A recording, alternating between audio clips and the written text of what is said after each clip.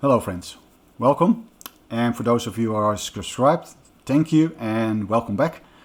In this video I want to talk about the opportunities of DIY. And what is the opportunity? Now the opportunity, I think, is to accelerate your learning of listening skills and being able to steer your own ship in audio and amongst audio equipment. And DIY, I think, is one of the most efficient paths in there, and I'll tell you why. And I will also go into the role of measurements as learning equipment, and also how even an OpShop can help you in a particular record, which I will play for you, how that can help you with voicing your loudspeaker and help you developing your listening and solving issues. So, now a bit of history. What you see in front of you here is a graph that I took after I ended up tuning my crossover entirely by ear. And now I'll step back to how I got there. So as you know, and especially those of you who have been subscribed, I've been building the Voice of Lancelot speaker. The Voice of Lancelot is a design from Janos from Real World Audio, and I decided to do an on the cheap, very quick and dirty prototype, bass reflex with a high efficiency driver and a super high efficiency driver. Create a crossover, put it in a box and see what the effect is, just to make sure that, you know, Janos wasn't talking out of his ass, and to just experience what that was. Now that experience, while not perfect in any stretch of the imagination, there was enough in it to continue. So both with the high efficiency drivers, with omnidirectional, and with this type of speaker setup. Now I then optimized it in prototype number 2, and same drivers, slightly different crossover, folded horn design, much better, etc. And recently, if you've been following me, I've started experimenting with adjusting the crossover again, different operating points and different funnel even there. And what I now recently did is then transplant that crossover to number 2 prototype, which is the better speaker. And then I copied the crossover design, but the values were derived by ear. And as you can see here, what now happened is, yeah, I had a bit of, this is a room mode. So here, what happens here is this is one of the things with the attenuation of the room. It takes the longest as well, so that does help with this peak. So at 60 Hertz it takes about 250 milliseconds to drop down 35 dBs in the room. So that is that. This is a sidewall suck out, and then it's plus minus 3 dBs mostly all the way through, and then you get a peak at the end. So, and these two shelves, these two variations are variations on the crossover. Both sound good actually. And one of the things that I noticed, so the reason that I could get there was because I have been on this path of the last 7-8 months. So some of you tell me, you know, Edward is a whiz, I don't know if I should do this path. But 7-8 months ago, my hearing and my ability to resolve issues wasn't as good. It came with practice and with making changes and with just exposing myself to making measurements, seeing how it sounds. Does it sound good? Is there something wrong? Is there something off? Is there something irritating that makes me feel that I should change the EQ? If that is going on, there's usually an issue. There might be some distortion. Your amp might not be correct. Now, this is the big opportunity of DIY. In order for you to sharpen up your hearing, which is your leading tool to get to best in music, the only way that you can guide yourself and steer your ship in audio much better is to improve your hearing capabilities. That you immediately can hear something, whether you like it, but also if there's issues with the equipment that need to be optimized, so that you know what you need to change, what it is that is going wrong. And you know, some people talk about it, you know, for example, as an audio dealer, and maybe if you make you have 500 pieces of equipment to play with and to combine and recombine and change and measure, you'll go through a cycle in which you become experienced, but it can be very costly. And so DIY, I think, allows you to build up this experience much quicker. And so when I started this, I couldn't hear a lot of things. You know, Janos from Realwood Audio, he was so gracious to make comments on the music clips that I made. So, and he said, "Oh, this, you know, the voice is much too retracted." And later on, he said, "Oh, your cartridge was probably warming up." And so, when I heard those comments, you know, they were great, because what I did with those comments were listen to the music again, take measurements, and then not just fix them and move on, but really get to terms with what that was. And as then my system improved and my overall performance, the overall performance of the system improved in music reproductions, those things, any problems were articulated more clearly, and my hearing improved towards them. And then you make a change, and then you learn about that, and you learn what changed, and you have heard a change from a problem to not being a problem, or a better solution. And so with DIY, you can change your components very quickly. You're not worried about warranty. You're not worried about the cost of swapping out your equipment. You just have, you know, you change a resistor for another one, or a capacitor for another one, or you change your design somewhat. You just resolder it. You add some damping into your speaker, you remove it. You try a brace, you remove the brace. All of those things will take you, you know, might take you just minutes.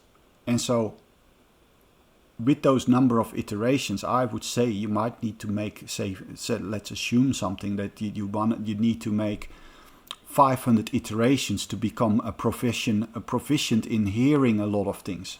So the question then is, how do you get to your 500 iterations of learning cycles? And that's where I think DIY, and also having measurement equipment, so having something to do these, and the software to go with it, helps you to teach yourself. And that is the big opportunity. Not just about control, you also get control over how your system will sound. But you also go through these massive amounts of iterations and learning cycles. And that will, I think, is unlike anything else in training your hearing and training your ability to steer your own ship. And even if it would be buying a component, you will pick up on comments from people that are equally experienced or better experienced than you. You can pick up on their wording. You can pick up their nuances that they'll make in their comments, and you'll be able to recognize that because you have stepped up.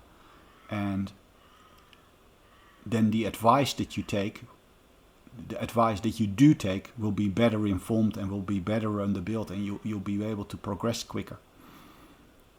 So that's the opportunity. Don't be afraid. I also was, I only had built a speaker before I started this whole process, but I never had to do the crossover design. I never had to do the complexity of solving a two-way system. But that being in the deep end and having those permutations also increases the learning circle. So that's the upshot there.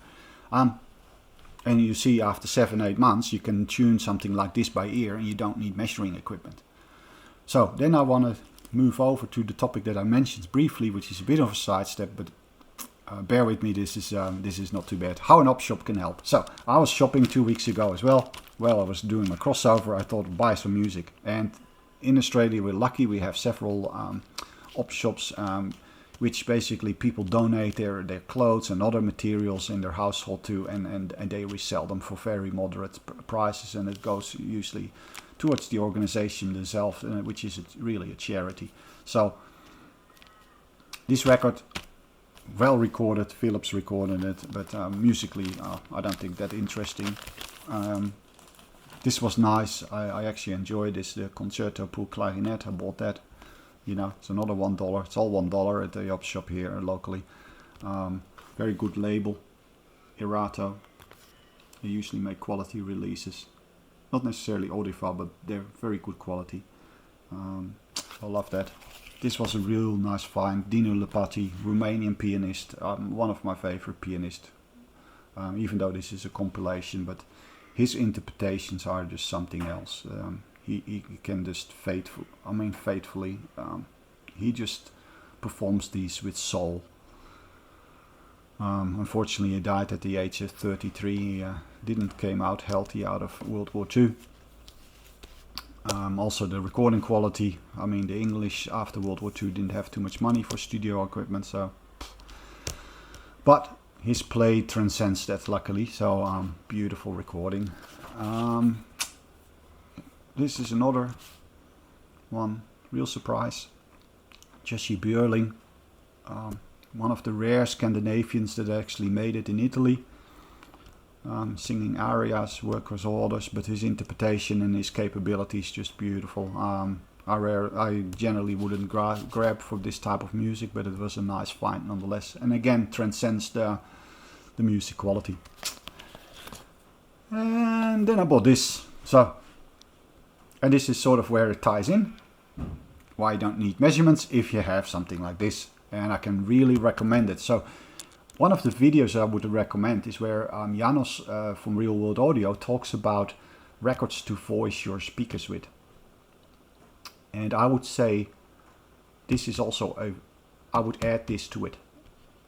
And the reason is this record has very well recorded music instruments, also test tones, but a lot of recorded instruments that span from the high ends, so triangle to double bass, timpani, and so on in the frequency spectrum. So it covers the whole spectrum, and they're excellent recorded with the purpose and mastering and the cutting of the disc optimized to make sure that at maximum volume they play these things on a record. And you know, if you have the digital setup, you know, get a digital variation of this. But a record like this, so what it does is it allows you to have instruments in a musical fashion, so they're still being played with some rhythm and pace and rhythm and so on in it. So the tempo is there, but also they're recorded for sound quality and for purity. So, and that allows you to test your system and to listen to whether everything is okay. There's other things, you know, technical stuff like phasing and groove noise and all of these type of things here, crosstalk, but the real thing is really the instruments. And there's also some tracks where they have things that you can replicate as at home, for example striking of a match or folding a newspaper or any of those things that you can actually try at home and then compare to the recorded version of it. So that stuff will take you away from measurements and move towards music. You check with the music that was specifically recorded to have a great quality and great quality master. And I'll play you something out of this. And so together with real music that is unprocessed, this is a great tool to improve and check your system from source to the speaker and everything in between. And I would really recommend you get something, and usually you can get this for $1 or even on Discogs. These things sell for very little money, nobody wants them. But if you're in the DIY and you're going the DIY route, I would definitely do yourself a favor, get a $1 copy, find a digital thing on your streaming service or so that has something similar, and go with that. It is a great help. So I'll play you an example track. You can listen how it sounds here, but also so you have some idea of why this is actually useful. And this is much stronger check. So I'm predicting that as I progress with my building skills, that I will use this and particular uncolored, very well recorded music to voice my speakers and make sure everything correct, because I can hear whether it has an emotional impact on me, and that is much more important, and which graphs and frequency responses and intermodulation give a hint, but they'll never tell you how you will be emotionally impacted by the music, nor that it can do the essence, which is music reproduction, not specs, reaching specs. So if this is more important, music reproduction than specs, these tools are great tools. All right, I'll play you it now. Thank you for listening. I hope you got something out of it. I hope you're a little bit encouraged to taking the DIY path and what is on offer there, apart from the ability to exactly get what you are after. There's great learning. So thank you for listening. Have a brilliant day, and I'll now play you this track.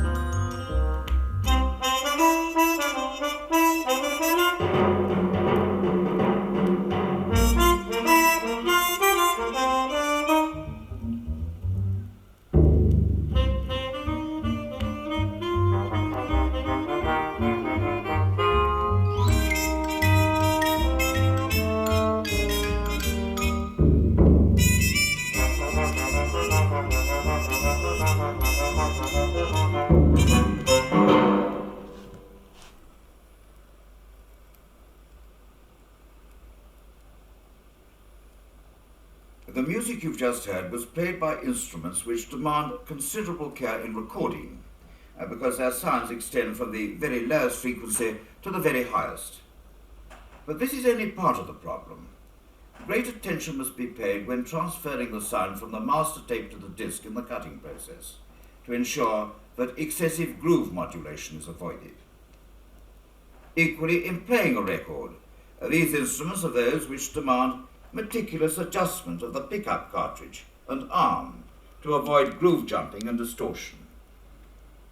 We've recorded some instruments separately because each of them produces a waveform particular to itself and likely to give rise to jumping and distortion.